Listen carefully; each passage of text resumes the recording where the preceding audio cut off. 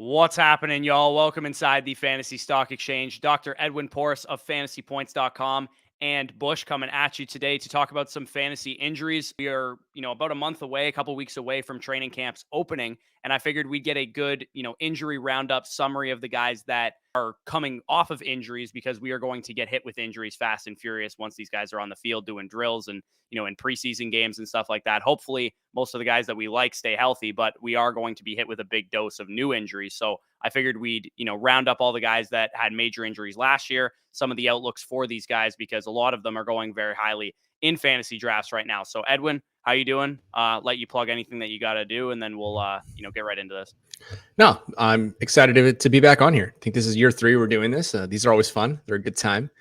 We've had our ups, we've had our downs, but ultimately I think we end up somewhere in the middle, like usual, hopefully a little closer to the winning side in the middle. But no, man, go to my Twitter at FB Injury Doc. Listen to my podcast, Injury Prone Podcast. Sign up for my new newsletter. That's pinned to the top of my fantasy football Twitter account. The point of the newsletter is to push updates outside of Twitter and to help people stop scouring Google, stop having to go, not needing to go to my page every 5 minutes. You don't have to do your own research. Like, when I can just do it for you, I'm going to do it anyway, and I'll send you straight to your inbox. That's the point of the newsletter. So it's all pinned to the top of my page, but let's get to talking to some guys, man. Yeah, that's an awesome resource. I haven't signed up for it, but I will as soon as we are done here, because it definitely, like you said, it is kind of a pain in the ass having to scour Twitter, Google, all those places to find some good injury analysis. So make sure you guys check that out. If you enjoy this video at any point, hit the like button, comment down below any of your thoughts, subscribe to the channel as well. If you are new, I believe this is Edwin's first time that we are in 5 figures on the channel. I don't think we were at 10K last time you were on here. So nice. Closing in 11.5K or so, trying to get to 15, 20K by the start of the season if possible. So without further ado, let's hit the intro.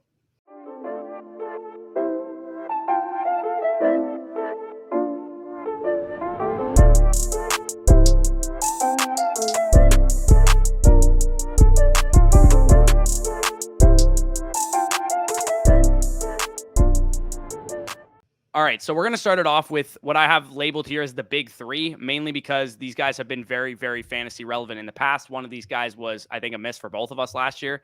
And then a couple of these guys really hurt their fantasy managers that had them and got teased a little bit with some great games in between. So we're going to start off with Christian McCaffrey, obviously a guy that has dealt with injuries the last couple of years, dealt with a hamstring strain and ankle roll in 2021. A lot of ticky-tack stuff for Christian McCaffrey. So you're the, there's no such thing as injury-prone truther.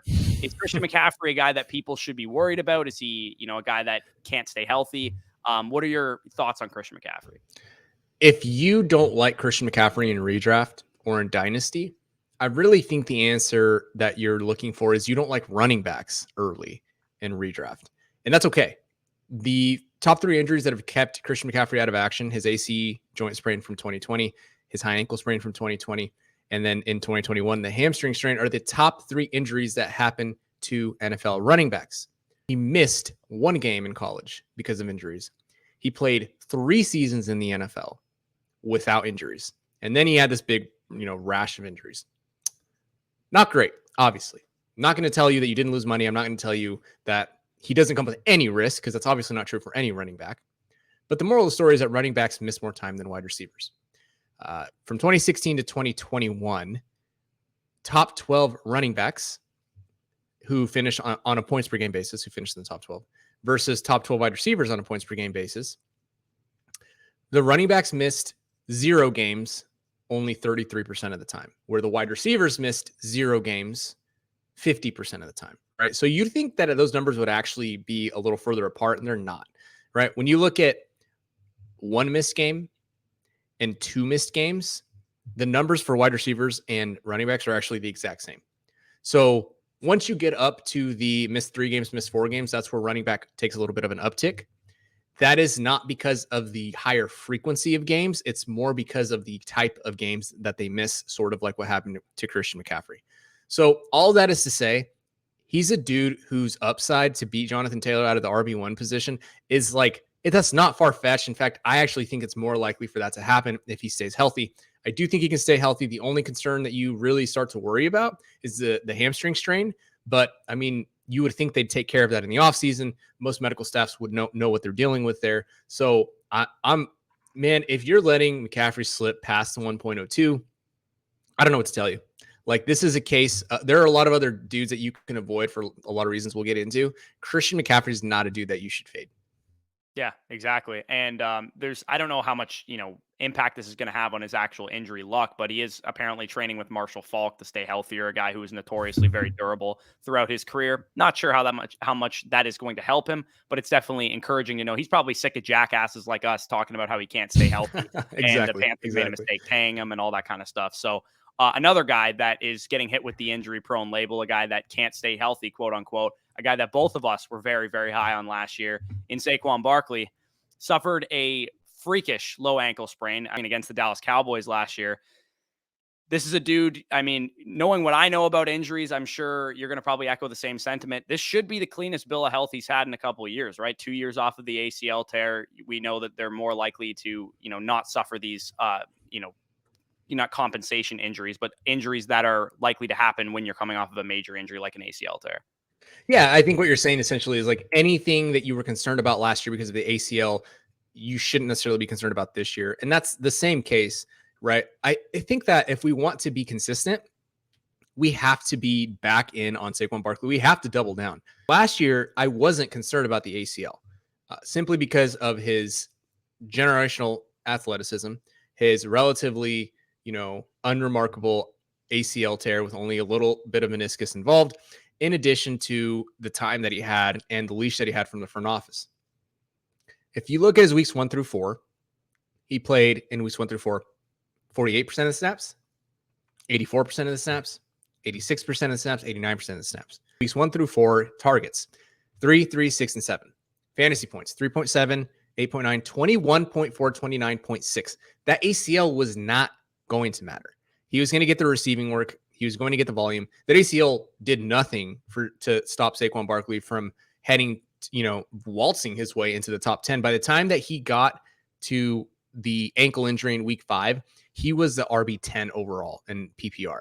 And he played 48% of snaps in week 1. Like, that's ridiculous, right? We can all agree that, after the ankle injury, things look bad. He played 60% of the snaps. Sometimes you couldn't tell the difference between him and Devontae Booker, which is the saddest part of all. It was like, I'm not going to say that it was all flowers and roses because it obviously wasn't.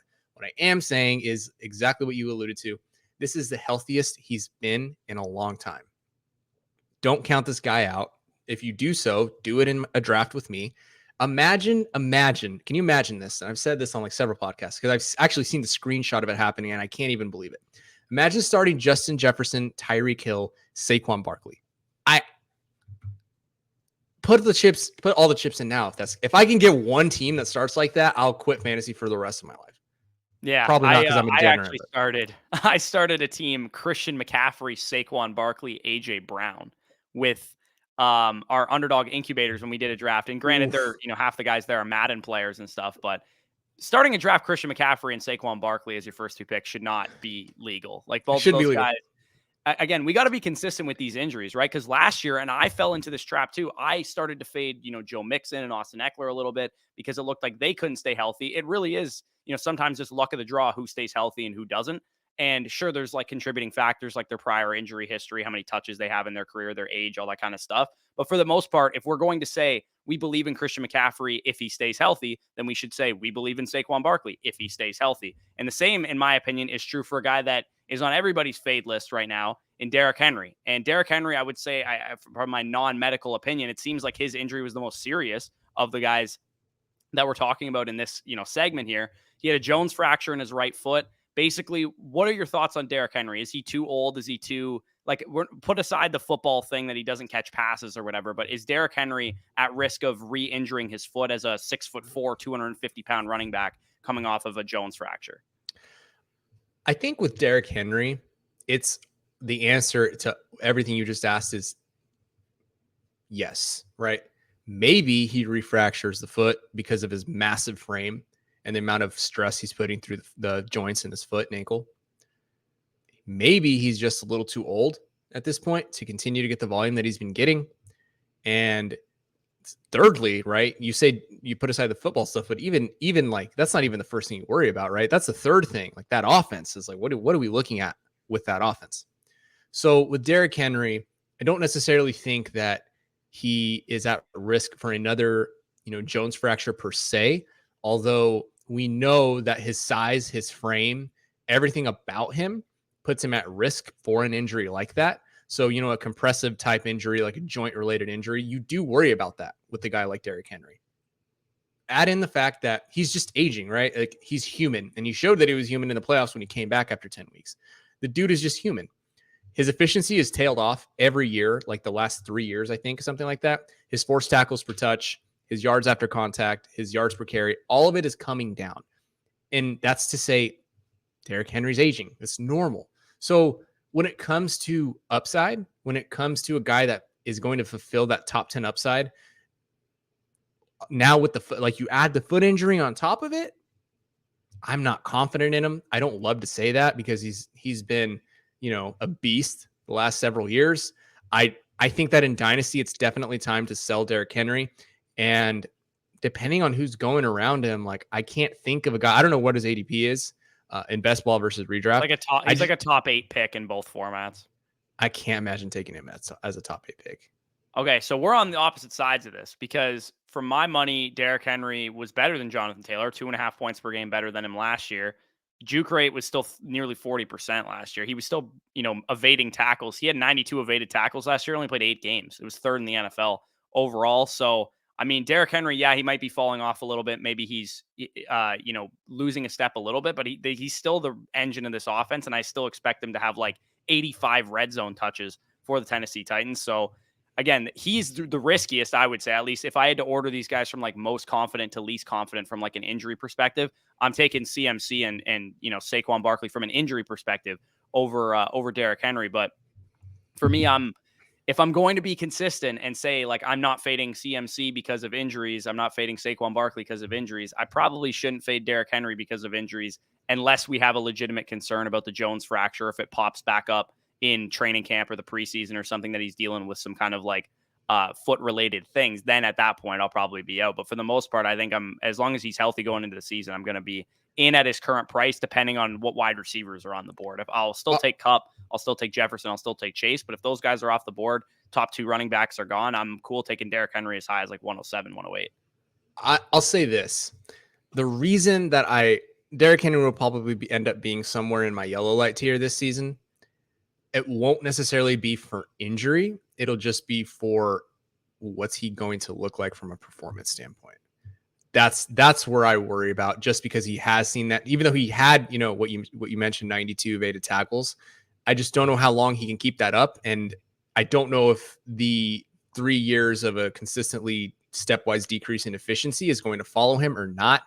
I don't know. I think you worded it well, though. Like, I think of all the guys in that range, he's the riskiest. And so I think I'm just a little lower on him, but I agree that he's probably the riskiest. Right. And 1,400 career carries will take a toll on you at some point in time. The one thing that I looked at when I broke down, running backs when they fall off, multi-time RB1s when they fall off, the outliers were Hall of Fame caliber running backs. And Derrick Henry, in my opinion, has the highest chance of a Hall of Fame caliber career of the active running backs not named, like Adrian Peterson and stuff. So given the 2,000-yard season that he's had and offensive players of the year and all that kind of stuff, and the freakish outlier of a human being that he actually is as well. So let's get off of Derrick Henry, these top guys. We got to get into what I labeled as Bush's guys, because everybody who watches this channel knows that I am very high on Cam Akers, JK Dobbins, and Travis Etienne. Unfortunately, all 3 of those guys are coming off of major injuries. We'll start with Cam Akers because he tore his Achilles last July 20th, 2021, doing box jumps, apparently. First played in week 18, exactly 5 months and 28 days after Achilles surgery. And when he tore his Achilles, the whole community was, this is the kiss of death. No running backs ever come back from a torn Achilles. But a 12-month recovery to training camp from the time that he tore it last year, 13 and a half months to the season. He struggled efficiency-wise in the playoffs, but my question for you is that to be expected? I, for one, am not really concerned about the efficiency because his peripherals are so goddamn good, because he plays in a top 3 offense with a team that utilizes their main running back in the red zone, a la Todd Gurley in recent years. O-line's very good, talent of the team, talent of the player, as long as he's healthy. And we saw workhorse usage from him as early as 6 months after an Achilles tear in the Bucs game, despite him fumbling twice. So what say you on Cam Akers? Is this torn Achilles thing a result of new technology? Is he maybe an outlier? What are your thoughts on Cam Akers? I think I want to start by saying when it comes to Cam Akers, I'm not high on him. I'm not low on him. He kind of is. To me, he is what he is. Let me tell you why. So an Achilles tear, long story short, is different than an ACL tear in that the Achilles tendon comes and coalesces down into your big calf muscles. Your calf muscles are they lead down to the Achilles tendon that are responsible for moving your ankle. They are responsible for letting guys jump, for letting them cut, sprint, jump, everything you need to do from a powerful perspective. Once you sever that connection, whether you repair or you don't repair it, based on even the current medical technology, it's never the same. You need your power, you need your speed, you need to be able to develop that work over time quickly. An ACL is different in that it connects bone to bone. Once that bone to bone graft is healed and it is integrated into the body, into the knee, you get the muscles back firing, you can pretty much be okay. The thing about the Achilles is that for a running back, they need it to be powerful. That is the background, beyond the stats, beyond the data, beyond the performance. That is the bottom line reason why we don't see a lot of success after this injury. The reason wide receivers like Manny Sanders can survive is because wide receivers can be shiftier. They can be more cerebral, right? They can be technicians with route runners. They can run in the slot. There's a lot more versatility that doesn't necessarily require more athleticism, speed. That's why wide receivers can continue to play for a longer time. I say all that as a preface, right? To say all the data that shows running backs coming back from the Achilles injury is bad. We don't even need to get into it. It's bad. It's not a good sign for Cam Akers. Flip side is we've never seen a guy of his athleticism, his draft capital, and the opportunity that he's going to get to make up for that, right? So you have two sort of big arguments. Never seen a guy like Cam Akers. All the data is bad. So I think that my brain has kind of coalesced until I think he could be fine. When he initially tore the Achilles, I said on my podcast, this was before he had the comeback. I said on my podcast, I think Cam Akers can reasonably come back to be 85 to 90% of what we thought his ceiling could be from an athletic perspective. And I still think that's reasonable. That he came back, and I think you're right. It was not he's 6 months post-op Achilles. He's not going to look great. He's not going to look good. And he didn't. And that's okay. I think I can be impressed by the 6-month comeback. But the bottom line is that he's just, depending on where you get him, I think he could be going too early. If you don't mind, one more thing. I want to read this. This is in my NFL, injury insights over at fantasypoints.com. So Akers' comeback in such a quick period of time was by no means something to shrug off, but his playoff efficiency numbers further illustrate the stark difference between return to play and return to perform. Even the most ardent Akers supporter, sounds like you, must acknowledge that although there's no historical precedent that he can't return to elite stardom, there's certainly no data or precedent to support that he will. In fact, all return performance data post-op Achilles is bleak to say the least. Drafting Akers with the hopes he'll reach top 12 status is more of a gamble than playing probabilities. I feel like that's a succinct way to really say, if you're in on Akers, I don't blame you. And I understand you're looking for some upside. I also just wouldn't be overweight on him personally. Yeah, and unfortunately for myself, I am already overweight on him as far as my best ball exposure. He is my highest exposed running back right now. It's all right. The reason he's my high, it's not because I'm blind to the medical, data or whatever. The reason is because it's a 450,000 person tournament, and you have what's the percentage chance of winning that tournament? And to me, Akers' ceiling is Joe Mixon this past year, where he has 15 rushing touchdowns. Maybe he's not the most efficient guy on the ground. Maybe he's 4 yards a carry or something like that. But he gets, didn't I try to tell you about Joe Mixon last year? Did I tell you about Joe Mixon last year? I feel like I was on board on Joe Mixon. I was not in on Joe Mixon last year, and to my detriment, because he was very good. The thing I should have noticed about Joe Mixon was that he was playing in the best offense of his career. So therefore, the touchdown upside could have provided an outlier type of season. And I think with Cam Akers, what we've seen from the Rams is that they use their running backs in the red zone, whether it's Gurley, whether it's Henderson, whether it's Michelle.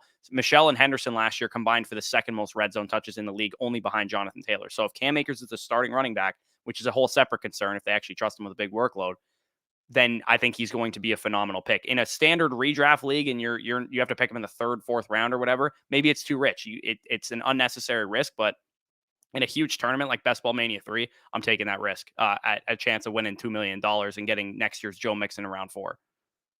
So let's get on. That was a lengthy discussion on Cam Akers, but you know what? I needed to hear it for my own peace of mind's sake. Travis Etienne, running back for the Jacksonville Jaguars.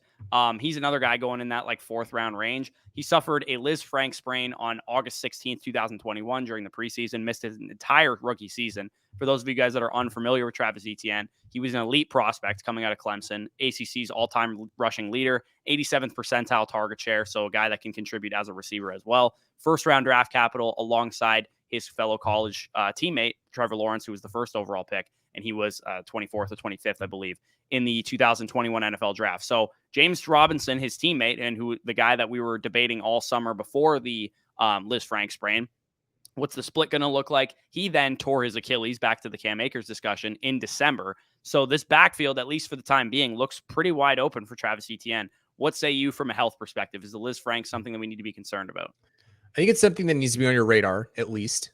I think the probability of him still having some hardware in the foot that could pop up on the injury report as a foot or ankle, or some irritation or stuff that will get in the way, or maybe he misses a play or two down the stretch. That's definitely a possibility. So I don't think it needs to be totally off your radar. Another thing is you look at the data coming back from a Liz Frank injury from the medical perspective is offensive players in the NFL lose about 21% of their offensive production year 1 post-op, and then they regain it in year 2. Can't ignore that either. Flip side, in a very similar way to like the Cam Akers argument, how there's like a decent argument against, decent argument for. He's probably going to get all the opportunities. He's probably going to get all the passing work that might help, mitigate some of that explosiveness he might not have year 1.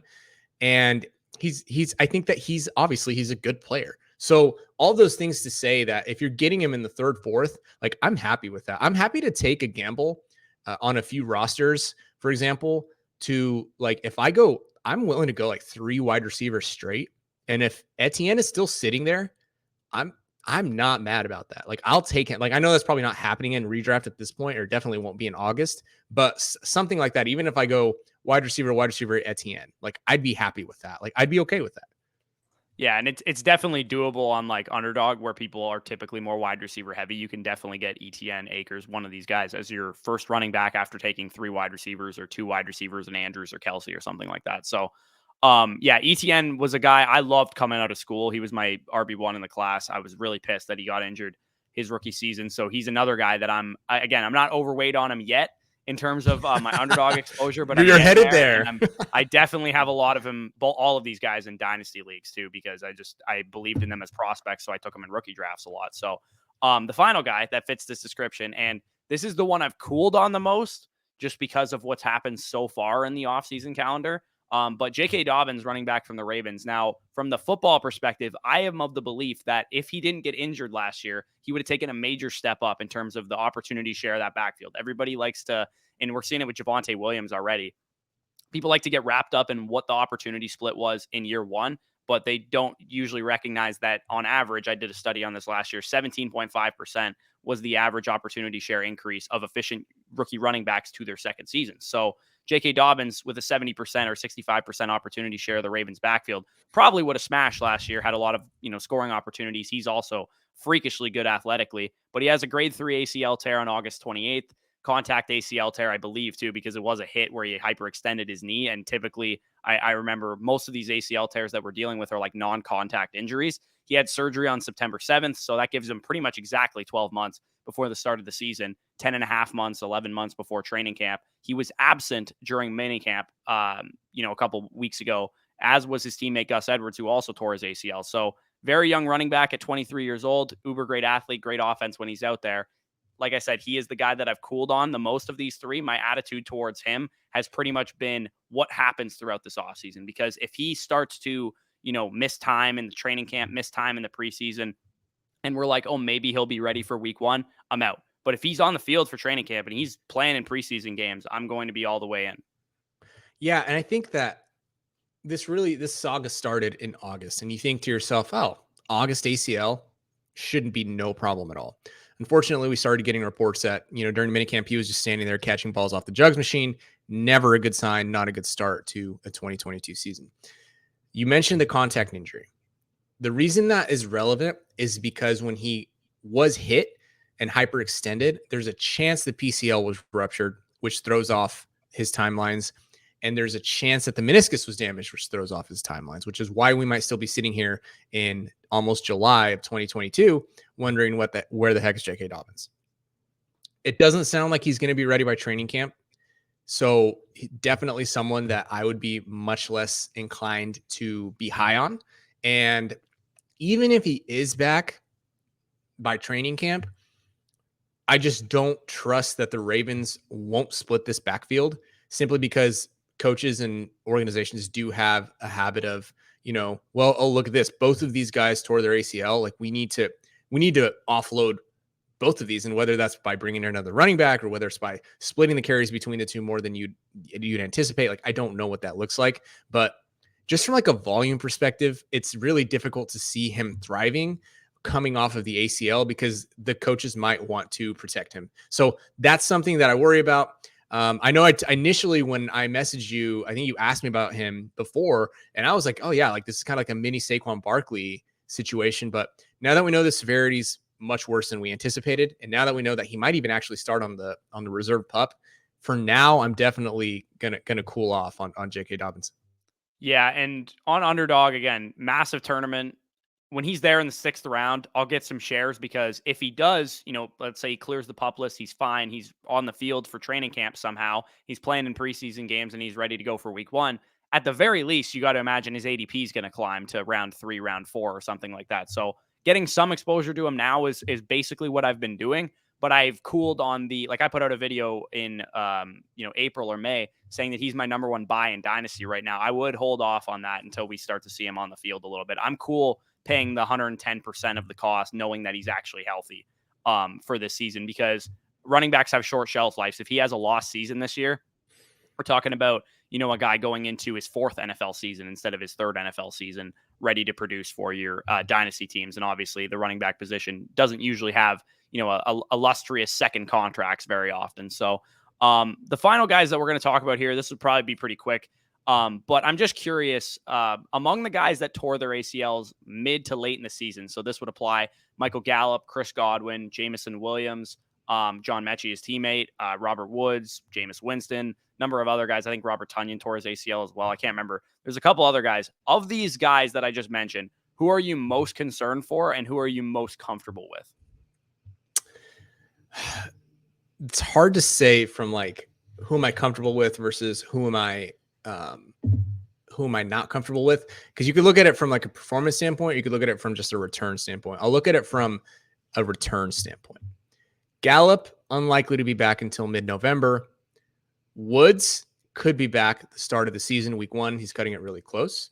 Godwin, unlikely to be back until mid-November based on reports that they want to take it slow. Jameson Williams won't until the middle of October. That's the situation you're looking at with these guys. It's highly, highly, highly unlikely you see any of these guys, unless it's with these specific guys you have listed. Robert Woods is the most likely to be active by week 1. Even then, with Woods, I'd probably wait another 2 to 4 weeks before we really see him hit his ceiling. So, all that is to say that you can probably get a decent discount on your boy Mike Evans sitting right behind you, and I don't know about Gallup. And honestly, I don't even know about a rookie wide receiver, Jameson Williams, for this year. Maybe in Dynasty for sure. But yeah, I guess I don't know if any of that makes sense. But I think a lot of these guys' timelines for some reason have been reported to be a lot earlier, sooner than they were. Like it's going to be at least 9 months from the surgical date. That's all you need to know. Yeah, and with Gallup, with Godwin, with Jamo was in January when he suffered his. Gallup and Godwin were like late December when they suffered theirs. I would stop drafting Chris Godwin because I know he's still going like in the 5th, 6th round of underdog drafts because people are like, oh, I got to stack him with Brady. I got to stack him with Evans. And, come the fantasy playoff time, I'm going to get there. But I feel like we do this every year. There's like 1 or 2 good wide receivers coming off of injuries that are like still injured, and we don't expect them to be on the field for like 6, 8 games. Last year was Michael Thomas. This year it's Chris Godwin. I usually avoid guys that are coming already into the season, not expected to play for the first like 6 games at least, which as a Bucs fan, I follow my team pretty close. I would be stunned if Godwin is not on the pup list to start the season, if not the IR altogether. So yeah, Mike Evans, I'm getting very, very heavy on Mike Evans. Russell Gage, fine, whatever. He's okay too. But yeah, Godwin was the one that I basically wanted the most insight on, because I think Godwin is going the highest of those guys. And I think people are a little, there's a misconception of how much Godwin they're getting at the current moment. So Edwin, thank you for coming on here. A lot of running back talk, a lot of serious injury talk. Hopefully we can have you on before the season. Hopefully we don't have too many serious injuries to talk about at that point in time. Hopefully we got a healthy training camp, healthy preseason, unlike last year where it was pretty much mayhem. So yeah, definitely appreciate you coming on. If you guys enjoyed this video at any point, like, comment, subscribe. I'll let you once again plug anything that you got going on. No, man. Go to the twitters.com @FBInjuryDoc. My newsletter is pinned to the top of the page, Injury Prone Podcast. And that's it, man. That's all. Appreciate you having me on. Awesome. All right. So guys, a lot of Underdog Fantasy talk as well. Check out Underdog Fantasy, promo code FSE at sign up and first deposit. Get you 100% back on whatever you put in. Also, you will get both our Dynasty Rankings Manifesto and our Redraft Rankings Manifesto for free as a thank you for doing that. So you get all of our rankings and you get to win some money. Get your shot at $2 million to first place, $10 million in total prizes on Best Ball Mania 3. That being said, peace out. We'll talk to you soon.